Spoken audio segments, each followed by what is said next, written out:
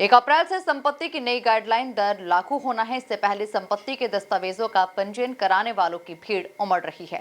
अंतिम 2 दिनों में बड़ी संख्या में दस्तावेजों के पंजीयन होने हैं। इसे देखते हुए विभाग ने तमाम व्यवस्थाएं की है। बैठक की उचित व्यवस्था के साथ ही गर्मी को देखते हुए कूलर भी लगाए गए हैं। देखिए पूरी खबर।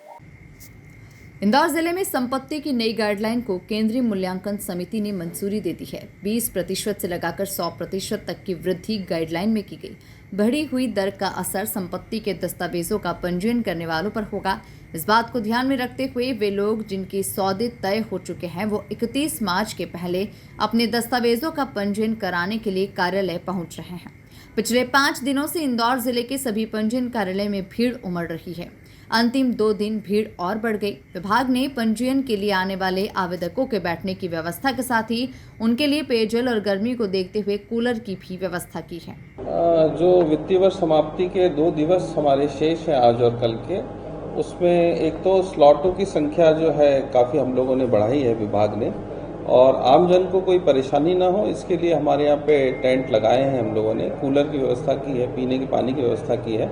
साथ ही सर्वर की स्पीड बहुत अच्छे से चलती रहे और सभी जो आमजन आ रहे हैं उनको कोई परेशानी ना हो, इसकी हम लोग पूरी कोशिश कर रहे हैं। शनिवार तक इंदौर जिले में पंजीयन विभाग को 2636 करोड़ रुपए की राजस्व आय प्राप्त हो चुकी है।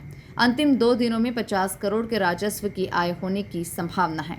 अभी तक हमारा जो करीब 2640 करोड़ का जो राजस्व है वो प्राप्त हो चुका है इस वित्तीय वर्ष में अभी तक, और इन 2 दिनों में हम लोग 50 से 60 करोड़ का अतिरिक्त राजस्व और आएगा ऐसा अपेक्षा कर रहे हैं। इस प्रकार हम लगभग 2700 करोड़ राजस्व प्राप्त करने का लक्ष्य रखा हुआ है। चूँकि जो जिला मूल्यांकन समिति द्वारा जो गाइडलाइन हमारी जो प्रस्तावित हुई थी, केंद्रीय मूल्यांकन बोर्ड द्वारा उसका अनुमोदन कर दिया गया है और उक्त गाइडलाइन 1 अप्रैल से प्रभावी हो जाएगी, जिसमें 20% से लेकर 80% तक जो है कॉलोनियों के रेट और जो क्षेत्र हैं उनके रेट बढ़ रहे हैं।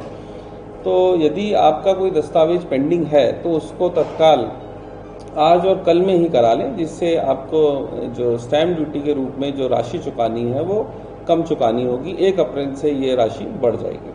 पिछले 13 दिनों में इंदौर जिला पंजीयन कार्यालय को 300 करोड़ से अधिक की आय हो चुकी है। यदि पिछले वर्ष से तुलना की जाए तो वित्तीय वर्ष समाप्ति के बाद करीब 2500 करोड़ रुपए का राजस्व प्राप्त किया था। इस वर्ष करीब 2700 करोड़ राजस्व आय प्राप्त होने की संभावना है। Bureau report, MP news, Indore.